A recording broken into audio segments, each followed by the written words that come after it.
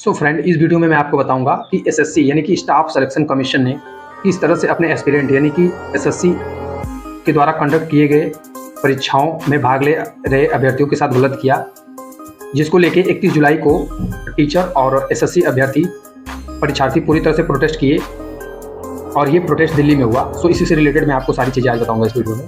तो आइए स्टार्ट करते हैं।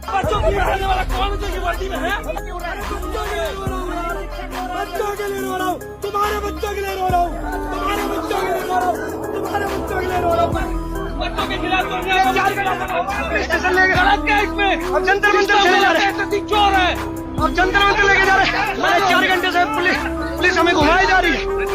इसलिए हमें डिटेन किया। अभी जेल से छूट गया बच्चों की लड़ाई के लिए। हम अपनी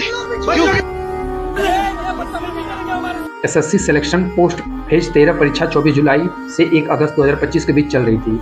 इसी दौरान जुलाई के अंत में देश भर में दिल्ली चलो नामक विरोध आयोजित किया गया, जिसमें दिल्ली में जंतर मंतर और सीजीओ कॉम्प्लेक्स के बाहर एसएससी अभ्यर्थी और शिक्षक हिस्सा लिए। इस चीज़ को प्रोटेस्ट करने के लिए उन्होंने वहां पे पार्टिसिपेट किया। और विरोध का जो मुख्य कारण था वो ये था कि कई परीक्षा शिफ्ट अचानक रद्द कर दी गई। जो परीक्षा शिफ्ट अरेंज की गई थी वो अचानक ही बिना किसी इन्फॉर्मेशन के, बिना किसी नोटिफिकेशन के रद्द कर दी गई, जिससे हजारों अभ्यर्थी परेशान हुए और परीक्षा से दूर जा चुके थे। यानी कि एग्जाम सेंटर पे एग्जैक्ट टाइम पे वो नहीं पहुंच पाए। एंड ऑनलाइन पेपर में तकनीक खराबियों जैसे सर्वर क्रैश, सिस्टम हैंग, गलत सेंटर अलॉटमेंट जैसी बहुत सारी प्रॉब्लम्स को उन्हें फेस करना पड़ा।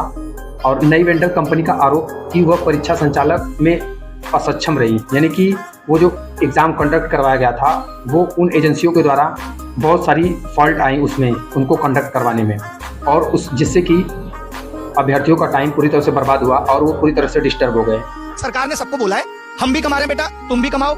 एसएससी गलत सवाल पूछती है 10-10 एक पेपर में, बच्चों से कहती है 100 रुपए दो, बताओ कौन सा गलत है। वहां से करोड़ों रुपए कमाते हैं। रेलवे कहती है 500 रुपए दो, 400 बाद में वापस करेंगे। 400-500 करोड़ का धंधा एडीक्यूटी को दे दिया, वो बच्चों का बस्ता रखने का 50-50 रुपए वसूल रहे।